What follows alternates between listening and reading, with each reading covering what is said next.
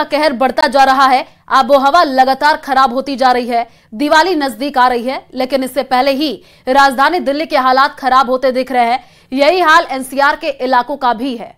देखिए रिपोर्ट।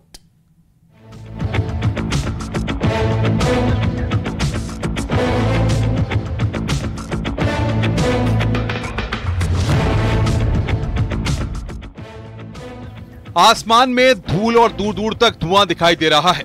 ये हाल दिल्ली एनसीआर का है। अभी दिवाली भी नहीं आई, लेकिन इससे पहले ही राजधानी दिल्ली की हालत बिगड़ने लगी है। हर साल दिवाली के बाद प्रदूषण अपना दायरा फैलाता था, लेकिन इस बार दिवाली से काफी पहले ही प्रदूषण बड़ी समस्या बन गया है। दिल्ली एनसीआर में सुबह और शाम को घर से बाहर निकलना मुश्किल हो रहा है, क्योंकि बाहर प्रदूषण सांसों के लिए खतरा बन गया है। नोएडा हो, गाजियाबाद हो या गुरुग्राम, सड़कों पर धुंध की चादर देखने को मिलती है। सुबह स्कूल और दफ्तर जाने वाले लोगों को बाहर निकलना मुश्किल हो गया है। हवा की क्वालिटी लगातार खराब होती जा रही है और दिवाली के बाद तो प्रदूषण की समस्या ज्यादा होने की आशंका है। दिल्ली के कई इलाकों में एयर क्वालिटी इंडेक्स 300 को पार कर चुका है। इससे अंदाजा लगाना ज्यादा मुश्किल नहीं है कि लोग कितनी परेशानी में जी रहे हैं।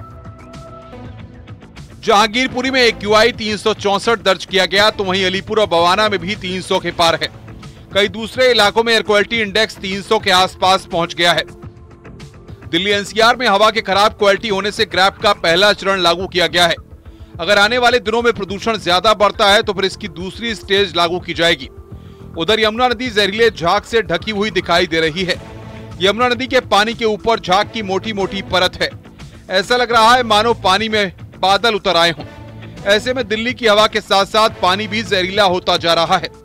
दिल्ली एनसीआर में हर साल सर्दियों में प्रदूषण लोगों के लिए मुसीबत बन जाता है। अभी सर्दी आने में थोड़ा समय बचा है, लेकिन दिल्ली एनसीआर में प्रदूषण ने पैठ बनाना शुरू कर दिया है, जिसकी वजह से commission for air quality management ने दिल्ली एनसीआर के इलाकों में ग्रैप 1 लागू किया है। आमतौर पर ग्रैप 1 लागू तब किया जाता है जब शहर का AQI 200 के पार पहुंच जाता है। जहां तक आपकी नजर जाएगी वहां तक सिर्फ और सिर्फ आपको धुंध की एक चादर नजर आने वाली है। अगर बात की जाए पोल्यूशन लेवल की, तो अभी का जो AQI लेवल है, एयर क्वालिटी इंडेक्स है, वो तकरीबन 267 है, जो कि ऑरेंज जोन में है, जो खतरनाक की श्रेणी में भी आता है। आपको बता दें, इसमें सबसे ज्यादा परेशानी बुजुर्ग लोगों को एवं साथ ही छोटे बच्चों को होती है। अस्थमा और दमा के मरीजों को भी खासी दिक्कतों का सामना करना पड़ता है।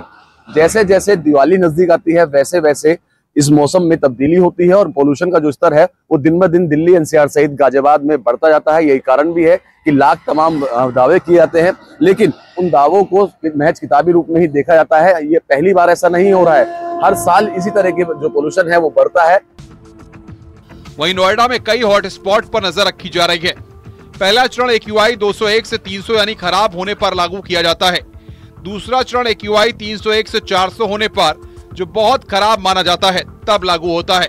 तीसरा चरण AQI 401 से 450 गंभीर होने पर, तो चौथा चरण AQI 450 से ज्यादा होने पर लागू किया जाता है, जिसे गंभीर से ज्यादा माना जाता है। एयर क्वालिटी इंडेक्स के लंबे समय तक बहुत खराब श्रेणी में होने पर सांस से जुड़ी बीमारियां हो सकती हैं। ऐसे में दिल्ली एनसीआर को प्रदूषण से निजात अभी नहीं मिलने वाली है। Bureau report, news 18।